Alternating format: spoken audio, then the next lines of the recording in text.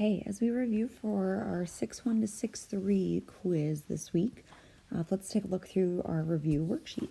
So the first section was covering nth roots and rational exponents, and the first thing we learned is that you can switch back and forth from rational exponents to roots.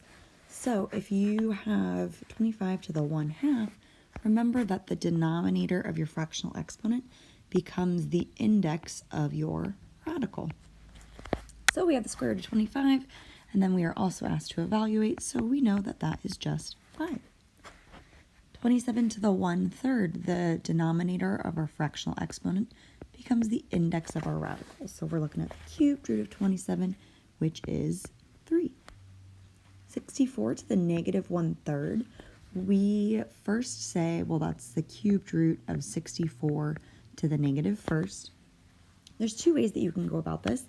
You can either say, well, that's the cubed root of 64 to the negative first, or you can take 64 to the negative first, and it doesn't matter the order you do it. That's the great thing about it. So I'm going to stick with it the way I have it drawn and written. So the cubed root of 64 is 4. 4 to the negative first would be 1/4. Now, if you had done 64 to the negative first, it would have been 1/64, and the cubed root of 1/64 is still 1/4. Then lastly, negative 125 to the negative 1/3, we are looking at the cubed root of negative 125 to the negative first. And then since last time I did the cubed root first and then applied that exponent, I'll do it in reverse order this time. So 125 to the negative first is going to be 1/negative 125. When you've got the cubed root of a fraction, or any root of a fraction, that's the root of the numerator divided by the root of the numerator divided by root of the denominator. Cubed root of 1 is 1. Cubed root of negative 125. Now, you can take the odd root of a negative number. You can't take the even root of a negative number. So this is possible, and it's negative 1/5. Next, we are asked to solve and rounding our answer to 1 decimal place where appropriate.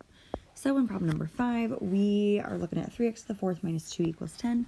First thing we want to do before we get x by itself is add 2 to both sides.